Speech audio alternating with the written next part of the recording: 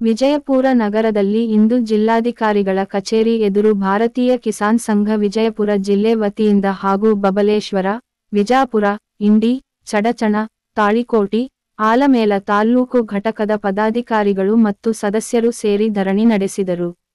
ಜಿಲ್ಲೆಯ ಎಲ್ಲಾ ಕೆರೆಗಳಿಗೆ ಹರಿಹಳ್ಳಗಳ ಮುಖಾಂತರ ನೀರು ಹರಿಸಿ ಕೆರೆಗಳು ಪೂರ್ಣ ತುಂಬಿಸಬೇಕು. ಜಿಲ್ಲೆಯ ಎಲ್ಲಾ ಹಾರಿ ಹಳ್ಳಗಳಿಗೆ, ಬಾಂದಾರ, ಚೆಕ್ ಡ್ಯಾಂಗಳಿಗೆ ನೀರು ಹರಿಸಬೇಕು. ಹೊಲಗಳಿಗೆ ಹೋಗುವ ವಹಿವಾಟು ರಸ್ತೆಗಳನ್ನು ತೆರವುಗೊಳಿಸಬೇಕು. ತಿಡಗುಂದಿ ಶಾಖಾ ಕಾಲುವೆಯಿಂದ 22 ಕೆರೆ ತುಂಬುವುದು ಹಾಗೂ ಗುತ್ತಿ ಬಸವಣ್ಣ ಏತ ನೀರಾವರಿ ಕಾಲುವೆಯ ಮೂಲಕ ಟೇಲ್ ಎಂಡ್ ಅವರಿಗೆ ನೀರು ಹರಿಸಬೇಕು. ಇಂಡಿ ತಾಲ್ಲೂಕಿನ ಬುಯ್ಯಾರದಿಂದ ಕೆರೆ ತುಂಬುವ ಯೋಜನೆಯ 0-6 ಕಿ.ಮೀ. ವರೆಗಿನ ಪಾಯಿಪ ದುರಸ್ತಿ ಮಾಡುವುದು. ಬಬಲೇಶ್ವರ, ವಿಜಾಪುರ, ತಿಕೋಟ, ಬಾಗೇವಾಡಿ, ಮುದ್ದೇಬಿಹಾಳ, ತಾಳಿಕೋಟಿ, ಆಲಮೇಲ, ಸಿಂದಗಿ, ದೇ.